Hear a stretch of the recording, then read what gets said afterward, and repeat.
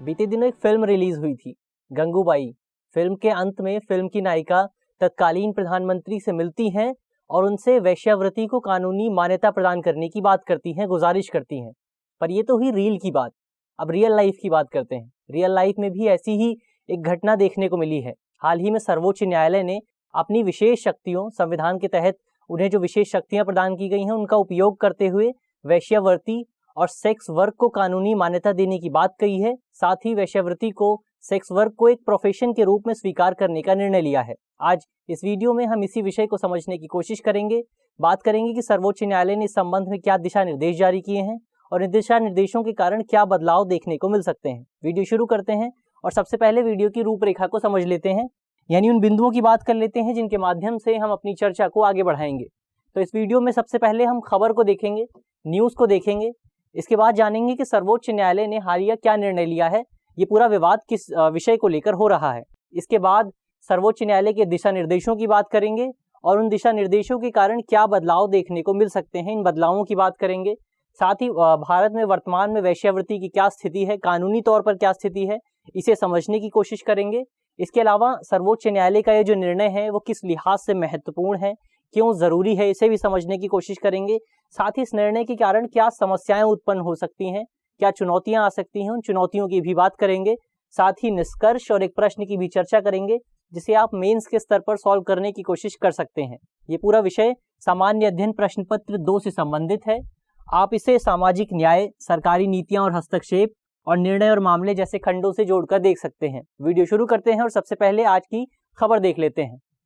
आज की खबर हमारी द हिंदू से है। खबर है, Supreme Court recognizes sex work as profession, यानी सर्वोच्च न्यायालय ने सेक्स वर्क को एक प्रोफेशन, एक पेशे के रूप में मान्यता दी है। इसी को लेकर आज इस वीडियो में हम बात करेंगे। तो सबसे पहले सर्वोच्च न्यायालय का हालिया निर्णय देख लेते हैं। सर्वोच्च न्यायालय का यह हालिया निर्णय 3 जजों की एक बेंच ने दिया है, यानी जिस बेंच ने निर्णय दिया है उसमें 3 जज शामिल थे और इस बेंच का नेतृत्व कर रहे थे जस्टिस एल नागेश्वर राव।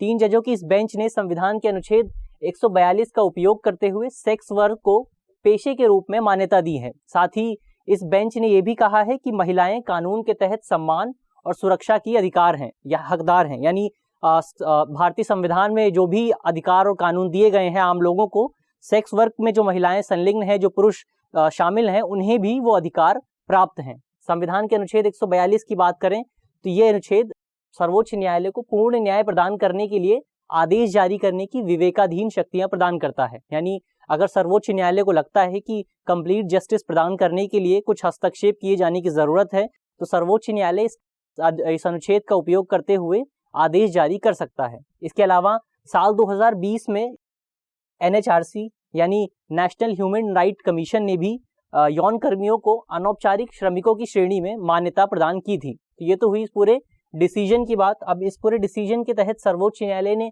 क्या दिशा निर्देश जारी किए हैं और उन दिशा निर्देशों के कारण क्या बदलाव, क्या प्रभाव देखने को मिल सकते हैं, उनकी बात कर लेते हैं। सबसे पहले सर्वोच्च न्यायालय ने कहा है कि यौन कर्मी भी कानूनी संरक्षण, यानी संविधान के तहत जो भी प्रावधान किए गए हैं उनके तहत संरक्षण के हकदार हैं और आपराधिक कानून, यानी जो क्रिमिनल लॉ है, उनके तहत आयु और सहमति के आधार पर सभी मामलों में ये जो कानून है वो समान रूप से लागू होंगे। यानी जिस तरह से जो नियम और कानून आम लोगों पर लागू होते हैं, जो लोग यौन कार्यों में संलग्न नहीं है उन पर लागू होते हैं, उसी तरह से ये कानून, ये संरक्षण यौन कर्मियों पर भी लागू होंगे। इसके अलावा सर्वोच्च न्यायालय की इस बेंच ने अनुच्छेद 21 का भी जिक्र किया। अनुच्छेद 21 के अनुसार जो भी आम नागरिक हैं उन्हें व्यक्तिगत स्वतंत्रता और जीवन का अधिकार प्राप्त है। इसके अलावा सर्वोच्च न्यायालय ने स्पष्ट किया कि स्वैच्छिक यौन कार्य अवैध नहीं है और केवल वैश्यालय यानी ब्रोथल चलाना ही अवैध है, इलीगल है। यानी सर्वोच्च न्यायालय ने कहा कि अगर आप स्वैच्छिक रूप से, वॉलंटरी रूप से इस पूरे कार्य में, यौन कार्य में शामिल होते हैं तो ये इलीगल नहीं है। केवल ब्रोथल यानी वैश्यालय चलाना ही इलीगल है भारत में, भारत के वर्तमान कानूनी फ्रेमवर्क के तहत। इसके अलावा सर्वोच्च न्यायालय ने यौन कर्मियों के बच्चों के अधिकारों को लेकर भी दिशा निर्देश जारी किए। उन्होंने कहा कि सेक्स वर्कर के बच्चों को सिर्फ इस आधार पर अपनी मां से अलग नहीं किया जा सकता कि उनकी माएं देह व्यापार में शामिल हैं। साथ ही ये भी अनुमान न लगाया जाए, ये भी न माना जाए जिन महिलाओं के साथ, जो महिलाएं सेक्स वर्क में शामिल हैं, उनके साथ जो बच्चे हैं उनकी तस्करी की गई है। यानी अगर सर्वोच्च न्यायालय ने कहा कि अगर अधिकारियों को लगता है, जो भी इसकी जांच कर रहे हैं उन्हें लगता है कि इसकी तस्करी की गई है, तो इस संबंध में मेडिकल जांच करा सकते हैं। इसके अलावा चिकित्सा और कानूनी देखभाल के संबंध में भी कुछ दिशा निर्देश जारी किए गए हैं। सर्वोच्च न्यायालय ने कहा है कि पुलिस को यौन कर्मियों के साथ भेदभाव नहीं करना चाहिए। अक्सर ये देखा जाता है कि जब यौन कर्मी यौन उत्पीड़न या किसी अन्य मामले को लेकर पुलिस के पास जाते हैं तो वो उनकी रिपोर्ट तक दर्ज नहीं करते हैं। तो ऐसे में सर्वोच्च न्यायालय ने कहा है कि अगर कोई भी यौन कर्मी उनके पास आता है शिकायत लेके, तो पुलिस को इस संबंध में रिपोर्ट दर्ज करनी चाहिए और उन्हें जल्द से जल्द न्याय दिलाने का प्रयास करना चाहिए। इसके अलावा यौन उत्पीड़न की शिकार यौन कर्मियों को चिकित्सा सुविधा देखभाल प्रदान करने की भी बात की गई। यानी अगर कोई इस संबंध में मामला आता है तो पुलिस को जल्द से जल्द उस महिला को अस्पताल पहुंचाना चाहिए। ये पुलिस की जिम्मेदारी है, ऐसा सर्वोच्च न्यायालय का कहना है। इसके अलावा मीडिया की भूमिका को लेकर भी दिशा निर्देश जारी किए गए हैं। सर्वोच्च न्यायालय ने कहा है कि रेड, गिरफ्तारी या बचाव अभियान के दौरान अगर किसी यौन कर्मी की पहचान उजागर की जाती है तो इसके कारण उस मीडिया संस्थान पर कार्यवाही की जाएगी। यानी किसी भी मीडिया संस्थान को रेड, गिरफ्तारी या बचाव अभियान के दौरान जिन भी लोगों की फोटो सामने आती है उनकी पहचान को प्रकट नहीं करना चाहिए, उनकी पहचान को उजागर नहीं करना चाहिए। और अगर ऐसा होता है तो उस मीडिया संस्थान पर सरकार द्वारा और कोर्ट द्वारा कार्यवाही की जाएगी। तो ये तो हुए सर्वोच्च न्यायालय के दिशा निर्देश और उनके प्रभाव। अब देश में वेश्यावृत्ति की बात कर लेते हैं कि वर्तमान में इसकी कानूनी स्थिति क्या है। तो आईपीसी के अनुसार, आईपीसी यानी इंडियन पीनल कोड के अनुसार वेश्यावृत्ति अवैध नहीं है। यानी भारत में वेश्यावृत्ति, प्रोस्टिट्यूशन इलीगल नहीं है, बल्कि कुछ संबंधित गतिविधियां दंडनीय अपराध हैं। यानी इससे जुड़ी कुछ गतिविधियों को लेकर दंड का प्रावधान किया गया है। अब वो गतिविधियां कौन सी हैं, उन गतिविधियों की बात कर लेते हैं। तो इस संबंध में 4 गतिविधियों को परिभाषित किया गया है।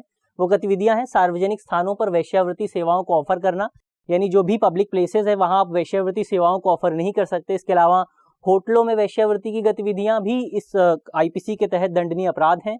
साथ ही सेक्स वर्कर के जरिए देह व्यापार में संलग्न होना और ग्राहक के साथ यौन क्रिया की व्यवस्था, इन चारों गतिविधियों को आईपीसी के तहत दंडनीय अपराध माना गया है।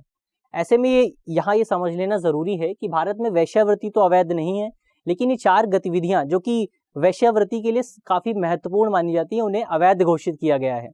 इसके अलावा जो अनैतिक व्यापार निवारण अधिनियम 1986 है, ये भी वेश्यावृत्ति के लिहाज से भारत में काफी महत्वपूर्ण माना जाता है। इसके माध्यम से भी भारत में प्रोस्टिट्यूशन को नियंत्रित करने की कोशिश की जाती है। इस अधिनियम के मुताबिक वेश्यालय चलाना, ब्रॉथल चलाना, सार्वजनिक स्थलों पर सेक्स सेवाएं ऑफर करना या सेक्स वर्क की कमाई पर जीवन जीना और एक सेक्स वर्कर के साथ रहना दंडनीय अपराध है और इसके तहत 6 महीने तक की सजा और जुर्माने का प्रावधान किया गया है। यानी अगर आप कोई वैश्यालय चलाते हैं या किसी सार्वजनिक स्थल पर जो सेक्स सेवाएं हैं उन्हें ऑफर करते हैं या किसी ऐसे व्यक्ति पर आश्रित हैं जो कि सेक्स वर्क के माध्यम से पैसे कमा रहा है, तो आपको इसके लिए सजा दी जा सकती है। इसके अलावा समग्र तौर पर हम कह सकते हैं कि देश में वेश्यावृत्ति कानूनी तौर पर अपराध नहीं है, लेकिन सार्वजनिक वेश्यावृत्ति करना, सार्वजनिक तौर पर सेक्स सेवाएं ऑफर करना या वैश्यालय चलाना, ब्रॉथल चलाना गैर कानूनी है, कानूनी तौर पर ये अपराध है। तो ये तो हुई भारत में वेश्यावृत्ति की स्थिति। अब इस संबंध में जस्टिस वर्मा आयोग और बुद्धदेव कर्मस्काकर बनाम पश्चिम बंगाल राज्य विवाद काफी महत्वपूर्ण है। जस्टिस वर्मा आयोग का गठन साल 2012 में किया गया था और इस आयोग ने साल 2013 में अपनी रिपोर्ट पेश की थी। इस आयोग ने व्यावसायिक यौन शोषण के उद्देश्य से तस्करी की जाने वाली महिलाओं और अपनी इच्छा से यौन शोषण कार्य में संलग्न होने वाली महिलाओं के बीच अंतर किया था। यानी पहली बार ये माना गया था कि कोई व्यक्ति, कोई महिला स्वैच्छिक तौर पर भी वेश्यावृत्ति को अपने प्रोफेशन के तौर पर अपना सकती है। इसके अलावा बुद्धदेव कर्मस्काकर बनाम पश्चिम बंगाल विवाद भी, पश्चिम बंगाल सरकार विवाद भी संबंध में काफी महत्वपूर्ण है। इस संबंध में सर्वोच्च न्यायालय ने 2011 में अपना निर्णय दिया था और सर्वोच्च न्यायालय ने कहा था कि यौन कर्मियों को गरिमापूर्ण और सम्मानपूर्ण जीवन जीने का अधिकार प्राप्त है। तो इस संबंध में ये 2 आयोग हैं और जो विवाद है वो काफी महत्वपूर्ण है। अब बात करते हैं कि ये जो पूरा निर्णय है, सर्वोच्च न्यायालय ने जो दिशा निर्देश जारी किए हैं वो किस लिहाज से महत्वपूर्ण है। तो सबसे पहले वर्तमान में भारत में यौन कर्मियों के जो अधिकार हैं वो ना के बराबर हैं, लगभग नॉन एग्जिस्टेंट हैं, जिसके कारण उन्हें, उनकी आपराधिक पहचान के कारण उन्हें लगभग समाज के प्रत्येक स्तर पर भेदभाव का सामना करना पड़ता है। वो मानवाधिकारों, स्वास्थ्य अधिकारों, श्रम अधिकारों के लिए लंबे समय से लड़ाई लड़ रहे हैं, लेकिन इस लड़ाई का अब तक कोई भी परिणाम सामने नहीं आया है। और कोविड महामारी जो बीते कुछ सालों से हमारे सामने मौजूद है, इस पूरी महामारी का प्रभाव यौन कर्मियों पर सबसे ज्यादा देखने को मिला है। एक तो उनके पास पहले से ही रोजगार नहीं है, बल्कि दूसरी ओर पुरानी पहचान के कारण, जो पहचान उनसे जुड़ी हुई है, जो आपराधिक पहचान उनसे जुड़ी हुई है, उस पहचान के कारण उन्हें कोई नया रोजगार भी नहीं मिल पा रहा है। इसके अलावा यौन कर्मियों को शारीरिक और मानसिक प्रताड़ना का भी सामना करना पड़ता है। उन्हें ग्राहकों से प्रताड़ना का सामना करना पड़ता है, परिवारों के सदस्य उन्हें प्रताड़ित करते हैं, इसके अलावा समुदाय के लोग उन्हें प्रताड़ित करते हैं। साथ ही जिन लोगों को कानून व्यवस्था बनाए रखने की जिम्मेदारी दी गई है, जो लोग इसके लिए उत्तरदायी हैं, खासतौर पर पुलिस, उनके कारण भी जो यौन कर्मी हैं उन्हें प्रताड़ना का सामना करना पड़ता है। ऐसे में इसके अलावा कई बार जो उनके साथ दुर्घटनाएं होती हैं, उनकी दुर्घटनाओं में उन्हें कोई मदद भी नहीं करता। इसके अलावा उनकी रिपोर्ट तक दर्ज नहीं की जाती। ऐसे में सर्वोच्च न्यायालय ने ये जो नए दिशा निर्देश जारी किए हैं वो जो यौन कर्मी हैं उनके सामाजिक कल्याण में काफ़ी महत्वपूर्ण भूमिका निभा सकते हैं। इन जो दिशा निर्देश हैं इसके कारण यौन कर्मियों की रिपोर्ट दर्ज की जाएगी, उन्हें सामाजिक न्याय प्रदान करने में सहायता मिलेगी, उनका कल्याण सुनिश्चित किया जा सकेगा। साथ ही उनके बच्चों को लेकर जो दिशा निर्देश जारी किए गए हैं इससे उनके बच्चों का भविष्य भी बेहतर हो सकेगा। अब बात करते हैं कि आखिर इस पूरे विवाद के कारण, इस पूरी जो दिशा निर्देश हैं इसके कारण क्या समस्याएं उत्पन्न हो सकती हैं। तो कई जानकारों का कहना है, जो लोग अक्सर बीते कुछ समय से वेश्यावृत्ति को कानूनी रूप से मान्यता देने का विरोध करते रहे हैं, उनका कहना है कि अगर सरकार वेश्यावृत्ति को कानूनी रूप से मान्यता देती है तो इसका मतलब होगा कि सरकार देह व्यापार का समर्थन कर रही है और सरकार देह व्यापार को मान्यता दे रही है। इसके कारण मध्यस्थों को काफी फायदा होगा, जो बिचौलिए होते हैं उनको काफी ज्यादा फायदा होगा, जो देह व्यापार और महिलाओं के उत्पीड़न को अपना व्यवसाय बना लेंगे, इससे उनको काफी लाभ प्राप्त होगा। इसके अलावा इस पूरे विषय में एक नैतिकता का भी, एक मोरल प्रश्न भी इन्वॉल्व है। इसके कारण कई जानकारी कहते हैं कि युवा देह व्यापार में अन्य कार्यों की तुलना में ज्यादा दिलचस्पी लेंगे, क्योंकि देह व्यापार के माध्यम से आसानी से पैसे कमाए जा सकते हैं, जिसके कारण शिक्षा की ओर वो नहीं जाएंगे, जो भविष्य में आगे आने वाले समय में देश के मानव संसाधन विकास को, जो ह्यूमन कैपिटल डेवलपमेंट है, उसको प्रभावित करेगा। ये तो हुआ कि किस तरह से ये पूरी व्यवस्था, ये जो दिशा निर्देश हैं, किस तरह से आगे आने वाले समय में हमें प्रभावित कर सकते हैं। अब बात करते हैं कि अन्य देशों में इसको लेकर क्या व्यवस्था है, कि अन्य देशों में जो वेश्यावृत्ति है उसको लेकर क्या कानून बनाए गए हैं। न्यूजीलैंड की बात करें तो न्यूजीलैंड में 2003 में वेश्यावृत्ति को कानूनी रूप से मान्यता दी गई थी और यहाँ पर लाइसेंस युक्त वेश्यालयों का संचालन किया जाता है और साथ ही जो भी महिला और पुरुष यौन कार्यों में संलग्न हैं उन्हें सामाजिक लाभ प्रदान किए जाते हैं। इसके अलावा जर्मनी की बात करें तो जर्मनी में भी वेश्यावृत्ति वैध है, यानी लीगल है, और वहाँ पर राज्यों द्वारा वैश्यालय संचालित किए जाते हैं, ब्रॉथल संचालित किए जाते हैं। इसके अलावा वहाँ पर जो यौन कर्मी हैं उन्हें स्वास्थ्य बीमा और अन्य सामाजिक लाभ प्रदान किए जाते हैं। इसके अलावा वहाँ के यौन कर्मी करों का भी भुगतान करते हैं। ग्रीस की बात करें तो ग्रीस में भी यौन कर्मियों को समान अधिकार प्राप्त हैं, जो अन्य लोगों को अधिकार प्राप्त हैं वही अधिकार यौन कर्मियों को भी प्रदान किए गए हैं। इसके अलावा ग्रीस में स्वास्थ्य जांच आवश्यक कर दी गई है, यानी जो भी यौन कर्मी है, जो भी वेश्यावृत्ति में जो लोग संलग्न हैं उनके लिए समय समय पर अपनी स्वास्थ्य का जांच करना जरूरी है। कनाडा की बात करें तो कनाडा में वेश्यावृत्ति कानूनी रूप से मान्यता प्राप्त है, यानी इसको लीगल बनाया गया है, लेकिन वहां पर इस संबंध में काफी सख्त नियम लागू किए गए हैं। तो ये तो हुई कि अन्य देशों में क्या स्थिति है। अब आगे की राह निष्कर्ष की बात कर लेते हैं।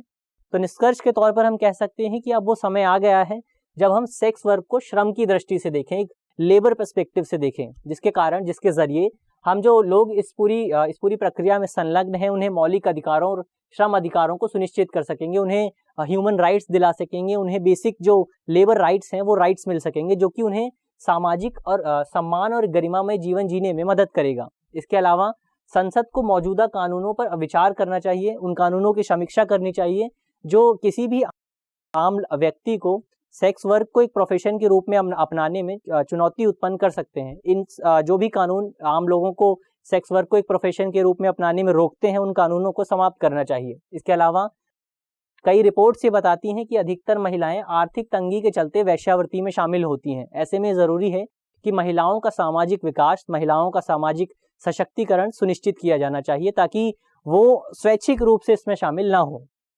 तो ये तो हुआ इस पूरे विषय का विश्लेषण। अब एक प्रश्न की बात कर लेते हैं। प्रश्न मेंस का है और आप 250 शब्दों में इसे लिखने की कोशिश कर सकते हैं। प्रश्न है कि भारत में वेश्यावृत्ति को कानूनी मान्यता देना यौन कर्मियों के सामाजिक आर्थिक कल्याण के लिए आवश्यक है। कथन का समालोचनात्मक मूल्यांकन कीजिए। यानी भारत में अगर जो वेश्यावृत्ति में जो लोग संलग्न हैं उनके सामाजिक आर्थिक कल्याण को सुनिश्चित करना है तो इसके लिए वेश्यावृत्ति को कानूनी मान्यता देनी जरूरी है। आपको इस कथन के पक्ष और विपक्ष में बात करनी है। मुझे आशा है कि इस वीडियो के माध्यम से जिन भी बिंदुओं पर बात की गई है आपको वो समझ में आएंगे और अगर आपके प्रश्न पत्र में इससे संबंधित कोई भी सवाल आता है तो आप उसे आसानी से हल कर सकेंगे। धन्यवाद।